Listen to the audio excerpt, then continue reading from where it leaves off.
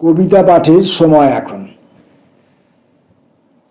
আমরা মাঝে মাঝে আশঙ্কিত হই। আমি তো বিশেষভাবে আশঙ্কিত হই। কারণ কি, যে আমি যেদিন থেকে কোনো রকম প্রস্তুতি না নিয়ে এবং কোনো রকম কবিত্ব শক্তি না থাকা সত্ত্বেও কবিতা লেখার ক্ষেত্রে অবতীর্ণ হয়েছি, সেই দিন থেকেই কবিতার দুর্গতি প্রাপ্তি শুরু হয়েছে। তাই কবিতার সুস্থতা নিয়ে, কবিতার সৌন্দর্য নিয়ে, কবিতার দীর্ঘজীবিতা নিয়ে, কবিতার উজ্জ্বল ভবিষ্যৎ নিয়ে আমি ব্যক্তিগত আমার নিজস্ব কারণে খুবই আশঙ্কিত। এছাড়া আরও অনেক বন্ধুদের, কবি বন্ধুদের, বিদগ্ধদের, পণ্ডিতদের এবং বিগত দিনের যারা পুরনো সময়ের কবিতায় মগ্ন থাকতে পছন্দ করেন, যারা রবীন্দ্র প্রেমে ডুবে থাকতে পছন্দ করেন, যারা জীবনানন্দের অন্ধকারের মধ্যে মগ্ন থাকতে পছন্দ করেন, তারা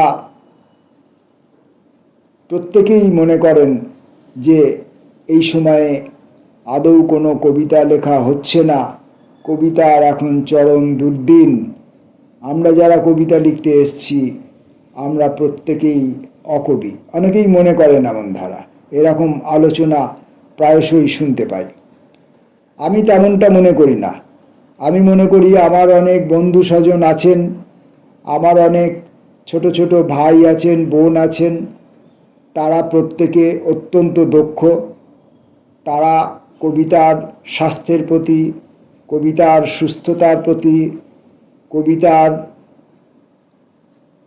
উন্নত ধীশক্তির প্রতি, কবিতার দীর্ঘজীবিতার জন্য তারা প্রত্যেকে সচেষ্ট এবং যত্নশীল, এবং তাদের সহজাত ক্ষমতার দ্বারা তারা প্রতিদিন বাংলা কবিতাকে সমৃদ্ধতর করে তুলছেন বলে আমি বিশ্বাস করি।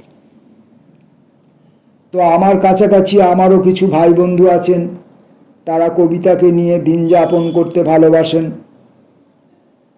তো সেই রকমই একটি ভাই বন্ধুর নাম জয়ন্ত দত্ত। তিনি কি না করেন, তিনি কবিতার জন্য কি না করেন।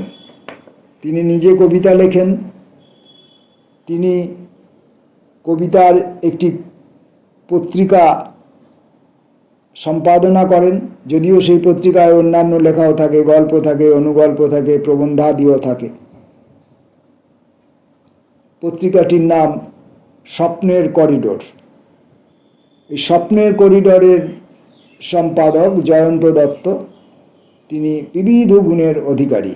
তিনি ভালো ছবি আঁকতে পারেন, তিনি ভালো চিঠি লিখতে পারেন, তিনি ভালো আলোচনা করতে পারেন, তিনি গুণীজনদের খুব সুন্দর করে সাক্ষাৎকার নিতে পারেন। তার এই বহু বিচিত্র ক্ষমতায়, এই বহু বিচিত্র প্রয়াসে আমি মাঝে মাঝে মুগ্ধ হই, আবার বলা ভালো আমি মাঝে মাঝে খুব বিরক্তও হই। কারণ জয়ন্ত দত্ত একটি ভুল কাজ করে ফেলেন, সেটি হচ্ছে যে লোকটি অযোগ্য তাকেও সে মাঝে মাঝে ডেকে ফেলে। যেমন আমি একজন অযোগ্য ব্যক্তি, সে আমাকে মাঝে মাঝে তার কবিতার সভায় যেতে বলে, তার ওই সাক্ষাৎকার গ্রহণের পর্বে আসবার জন্য বলে।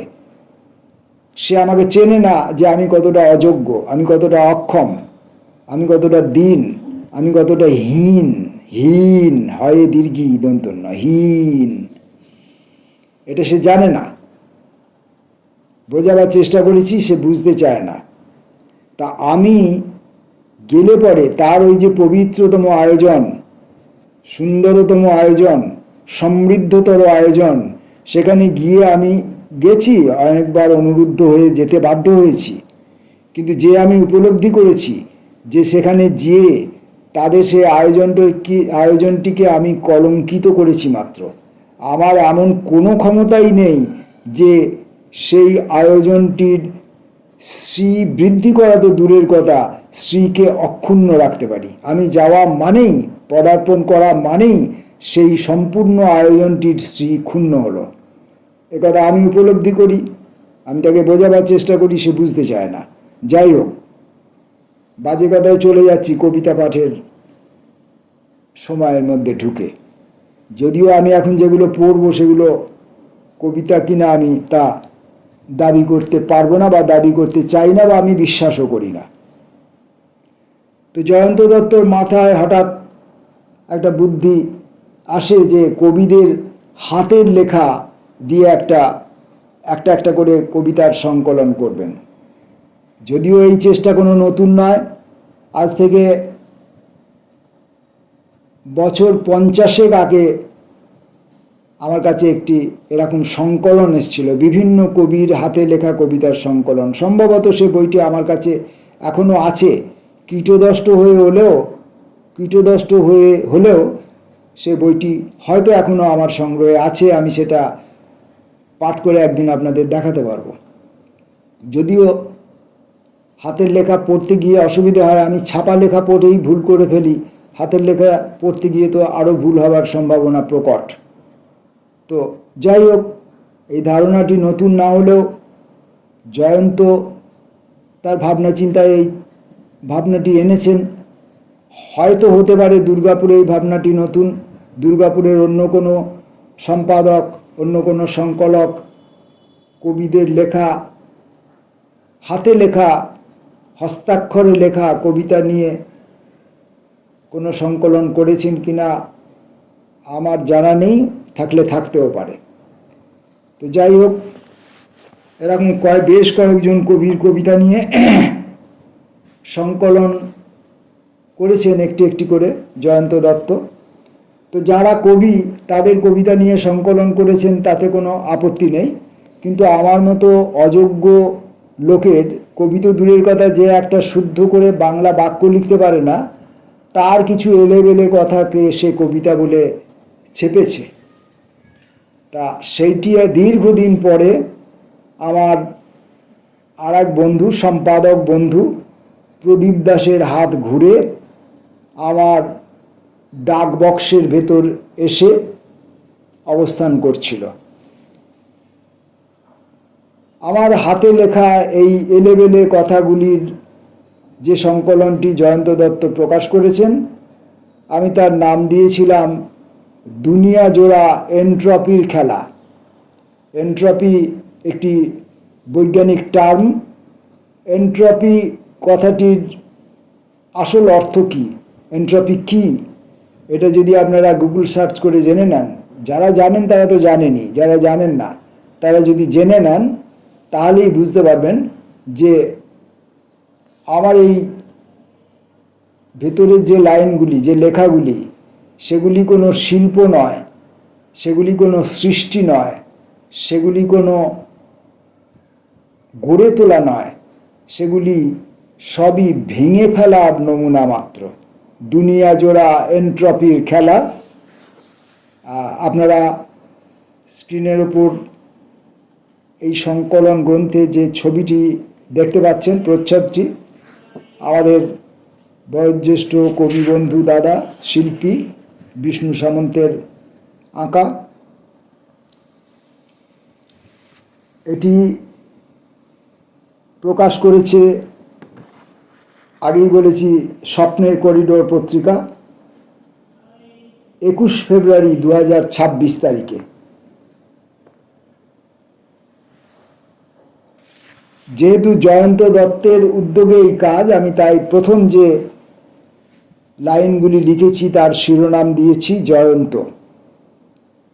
জয়ন্ত, জয় অন্ত, যেভাবেই গ্রহণ করুন। জয় করার পর অন্ত হলো, নাকি জয় নিজেই অন্তে গেল, যেভাবেই ভাবুন, জয় অন্ত। জয়ের অন্ত হলো এইখানে। দেখো, পড়ে আছে আমার প্রেমের মৃতদেহ, মৃত সঞ্জীবনী হয়ে, তোমাদের উল্লাস ও অভিলাষকে পিকাসোর স্পর্শ দেবে বলে। অদূরেই পরাজয় বসে আছে পরিতৃপ্ত হয়ে, যা তোমার মাথায় উষ্ণিস। রাশি রাশি প্রজাপতি, রাশি রাশি রং, নিহত শুয়োর দেহ থেকে। শুয়ো মানে শুয়োপোকা, শুককীট, তার দেহ থেকে।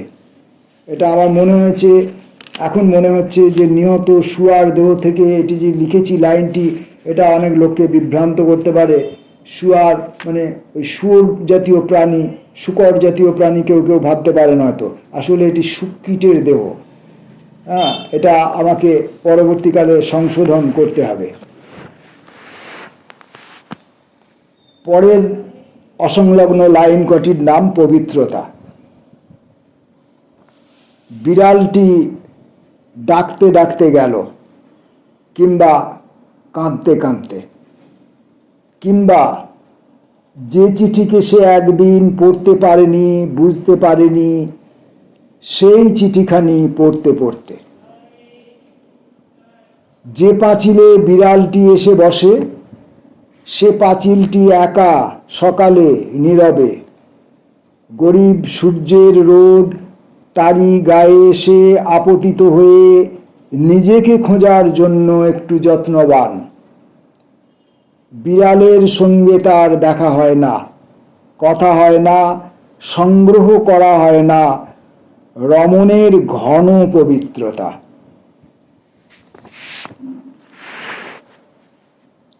আমি সঙ্গে সঙ্গে এই কবিতার যে হাতে লেখা কবিতার যে স্ক্যান এই বইটির মধ্যে, এই সংকলনটির মধ্যে আছে, এটার ছবি এর মধ্যে দিয়ে দিচ্ছি। জানি না এটা এই ছোট্ট স্ক্রিনের মধ্যে পড়া যাবে কিনা। ম্যাজিক।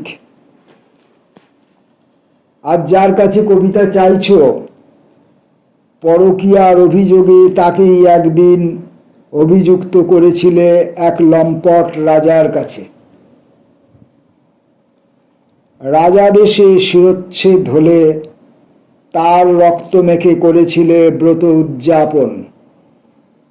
তোমাদের উল্লাসের নিচে অন্ধকারে তোমাদের পবিত্র রমণীরা নষ্ট পচা রতির সমুদ্রে ভাসছে এখন, ম্যাজিকের আশ্চর্য মৃতদেহ হয়ে। দুনিয়া জোড়া এন্ট্রপির খেলা। শস্য চুরি। পাকা ধান কাটা হয়ে গেছে, সবুজ ও সতেজ ক্রিয়াঘন এই বাক্যটি খনার উঠোন থেকে পায়ে পায়ে হেঁটে হেঁটে দিল্লিতে চাষিদের আন্দোলনে আজও অবিরাম। পাকা ধান কাটা হয়ে গেছে, সবুজ ও সতেজ ক্রিয়াঘন এই বাক্যটি খনার উঠোন থেকে পায়ে পায়ে হেঁটে হেঁটে দিল্লিতে চাষিদের আন্দোলনে আজও অবিরাম। ঘ্রাণের ইজ্জত আর অন্তরের পুষ্টিচোর সাম্মানিক ডিলিটে ভূষিত। রায়গুণাকরের ক্রমিক ছেলেপুলেরা ভিক্ষাবৃত্তির পদাধিকার নিয়ে নিমজ্জিত। সাপ্লিমেন্টারির খোঁজে ভিক্ষায় নেমেছে কমলা সুন্দরী কাঙাল নগরে। সাক্ষাৎকার। নিবিষ্ট হত্যা দিয়ে যারা সবুজ ঘাসের মাঠ বাদামি করেছে, কবরের নিচে তারা ঘর সংসারের কাজে রত আজ। সেই মাঠে ছড়িয়ে পড়েছে দেখো অন্ধকার, বয়সে সে বড় জোর 19 বা 21। চলো ওর সাক্ষাৎকার নিয়ে আসি। সম্প্রচার করতে করতে যে রেডিও বৃদ্ধ হয়ে গেছে, তারও যে 18 ছিল, ঋতুকাল ছিল, বাবলার আঠার মতো ঘন চুম্বন দানা দানা কেলাস হয়ে মৃত্যুকে মহান করেছে এক সময়। সকলেই বিস্মৃত হয়েছে। চলো ওর কথা কিছু লিখে নিয়ে আসি। নয়নতারা ফুটে ওঠার সময় তারা হয়ে উঠেছিল নয়ন। বিশাল এক শুকনো দিঘির পাশে তৃষ্ণা আর সংকট দিয়ে তাঁতিবাড়ির মেয়েটির বয়ন গাইছিল মৃদু লয়ে। যে রাস্তা একদিন ছিল বুকে নিয়ে শয়ে শয়ে পথিকের চরণ চিহ্ন, সে এখন একা পড়ে আছে একটু ছোঁয়া, বিষাক্ত চুমু কিংবা খুব ছোট্ট করে একটা চিমটি। কেউ নেই ধারে কাছে। দুনিয়া জোড়া এন্ট্রপির খেলার পরের প্রলাপটি। পাসওয়ার্ড। আমার উচ্চারণের স্পর্শ আমাকে তোমার কাছে অপ্রিয় করেছে। যা বলতে চেয়েছিলাম তার সবটুকু বলে উঠতে সাহায্য করেনি বাংলা ভাষা। অন্য দুয়ারে যাওয়ার জন্য কোনো রাস্তা আমাকে ইঙ্গিতেও আমন্ত্রণ করেনি।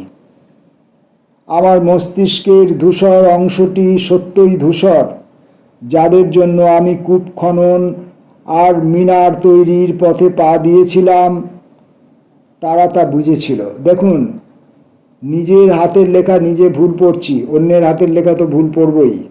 আবার লাইনটা ঠিক করে পড়ি।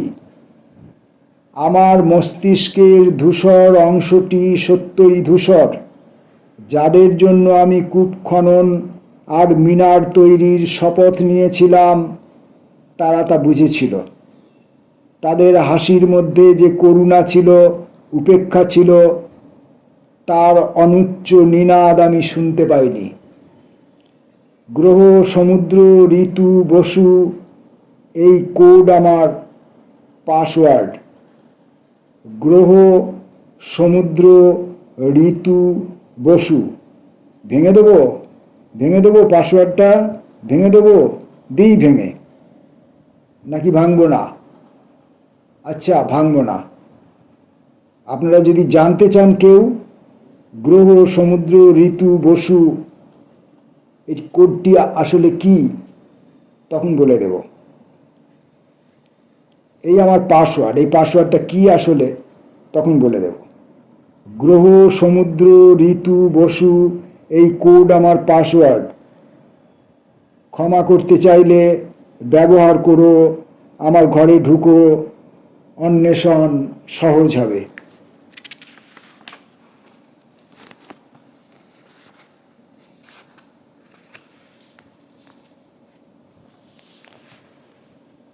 আজকে দুনিয়া জোড়া এন্ট্রপির খেলা আমি এই পর্যন্ত রেখেই থামতে বাধ্য হচ্ছি।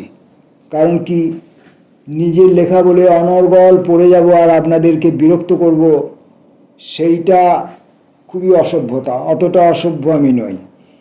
তাই যদি পরের দিন আবার মনে হয় নিজের প্রতি নিজের লোভ, নিজের প্রতি নিজের আসক্তি যদি বাড়ে, তাহলে পরের দিন এই বাকি প্রলাপগুলি এবং হাতে লেখা, নোংরা হাতের লেখার এই প্রলাপগুলি নিয়ে পরের দিন আসব। আজ এই পর্যন্ত। নমস্কার।